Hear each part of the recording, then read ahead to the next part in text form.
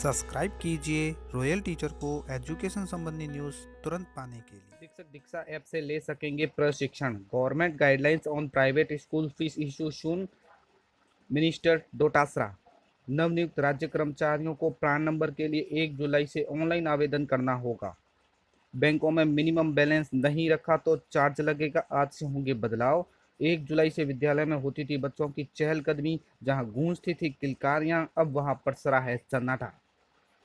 जी हाँ साथियों, बात करें आज की पहली खबर की तो नवनियुक्त राज्य कर्मचारियों को प्राण नंबर के लिए 1 जुलाई से ऑनलाइन आवेदन करना होगा। राज्य बीमा प्रावधायी निधि विभाग कोटा के सहायक निदेशक इंद्र कुमार भानु ने बताया है कि डिजिटल इंडिया इनिशिएशन को ध्यान में रखते हुए राष्ट्रीय पेंशन प्रणाली के अंशदाता को सीआरए द्वारा अब ऑनलाइन प्लान जनरेट किए जा रहे हैं। इस हेतु सीआरए द्वारा ओपीजीएम ऑनलाइन प्लान जनरेशन मॉड्यूल विकसित किया गया है। यह प्रक्रिया अब राजस्थान में भी प्रारंभ की जा रही है, जिसके अंतर्गत राष्ट्रीय पेंशन प्रणाली के अंशदाता के लिए ऑनलाइन प्लान जनरेशन की नवीन प्रक्रिया में नवनियुक्त कर्मचारी ये NPCRA-NSDL.co.in की वेबसाइट पर से पद common com subscriber registration form download कर उसके प्रत्येक कॉलम की पूर्ति करके संबंधित आहरण वितरण अधिकारी को प्रस्तुत करेंगे। CSRF की चेकलिस्ट के आधार पर स्थायी पत्ते संबंधी दस्तावेज, जन्म तिथि प्रमाणीकरण हेतु दस्तावेज, पैन कार्ड, कैंसल चेक संलग्न किया जाना आवश्यक है। उन्होंने बताया कि संबंधित आहरण वितरण अधिकारी अपने नवनियुक्त कर्मचारियों के CSRF समय के लॉगिन से लॉगिन कर सब्सक्राइबर रजिस्ट्रेशन ऑनलाइन रजिस्ट्रेशन को क्लिक करेंगे। बात करें अपनी अगली खबर की तो एसआई भर्ती 2016 के इंटरव्यू लेटर जारी, 8 जुलाई से होंगे इंटरव्यू शुरू। असम लोक सेवा आयोग द्वारा एसआई भर्ती 2016 के इंटरव्यू 8 जुलाई से शुरू किए जा रहे हैं। आरएस परीक्षा में एमबीसी वर्ग का आरक्षण बढ़ाकर 5% किया। नॉन टीएसपी के 34 पद बढ़ाकर 1014 किए। राजस्थान लोक सेवा आयोग ने राजस्थान राज्य अधीनस्थ सेवा संयुक्त प्रतियोगी परीक्षा 2018 में एमबीसी वर्ग के लिए 5% आरक्षण का प्रावधान कर दिया है। संशोधित वर्गवार वर्गीकरण बुधवार को वेबसाइट पर जारी कर दिया गया है। इस कारण नॉन टीएसपी के 34 पदों में बढ़ोतरी की गई है। एमबीसी वर्ग के अभ्यर्थी अपना वर्ग परिवर्तन करने के लिए गुरुवार से ऑनलाइन आवेदन कर सकेंगे। निजी स्कूलों पर पड़ रही है दोहरी मार, ना फीस मिली न आरटीआई का होगा भुगतान। 1 जुलाई से विद्यालय में होती थी बच्चों की चहलकदमी, जहां गूंजती थी किलकारियां, अब वहां पसरा सन्नाटा। जी हाँ दोस्तों, इस खबर के बारे में तो आप सभी जानते हैं कि 1 जुलाई से 31 जुलाई तक नई गाइडलाइन के अनुसार विद्यालय कॉलेज सारे बंद कर दिए गए हैं। सालों से यही चलता आया है कि 1 जुलाई से बच्चे स्कूल आते हैं, चहलकदमी होती है, नया साल लगता है, लेकिन अब वहाँ सन्नाटा पसरा है। बात करें अपने अगली खबर की तो government guidelines on private school fees issue soon. Minister education minister Govind Singh Dotasra on Wednesday said the government will soon issue government guidelines fees being charged by private school during the lockdown period when all education institutes are shut down in Rajasthan। यानी government guideline जल्दी ही जारी होने वाली है private school fees को लेकर, ऐसा बताया है गवर्नमेंट मिनिस्टर डोटासरा ने।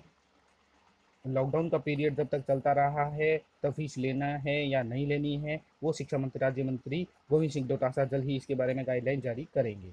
बात करें अपनी अगली खबर की तो इंदिरा गांधी राष्ट्रीय मुक्त विश्वविद्यालय अनुसूचित जाति जनजाति के विद्यार्थियों हेतु जुलाई 2020 के सत्र के लिए बीए बीकॉम बीएससी पाठ्यक्रमों सहित कुल 100 पाठ्यक्रमों में प्रवेश निःशुल्क कर दिए गए हैं।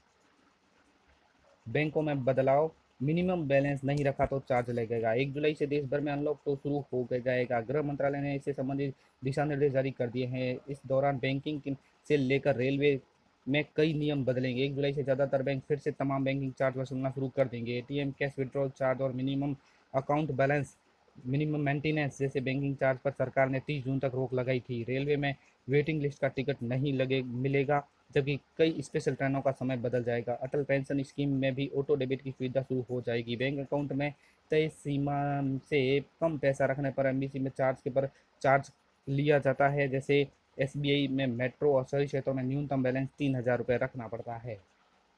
दीक्षा ऐप से ले सकेंगे प्रशिक्षण। केंद्रीय माध्यमिक शिक्षा बोर्ड ने शिक्षकों को ऑनलाइन टीचिंग लर्निंग अनुभव परख शिक्षण के लिए दीक्षा ऐप की मदद ले सकेंगे। इस कोर्स को करने के बाद उनको सर्टिफिकेट भी प्रदान किया जाएगा। सीबीएसई से प्राप्त जानकारी के अनुसार मानव संसाधन विकास मंत्री रमेश पोखरियाल निशंक ने ये ऐप बुधवार को लॉन्च किया। इस ऐप के माध्यम से शिक्षक मुफ्त में इसका उपयोग कर सकेंगे। इसमें सीबीएसई व टाटा ट्रस्ट के सहयोग से विकसित किया गया है। अब यह एमएचआरडी के दीक्षा प्लेटफॉर्म पर उपलब्ध है। पाठ्यक्रम में शामिल होने के लिए शिक्षक 3 सरल चरणों का पालन कर सकेंगे।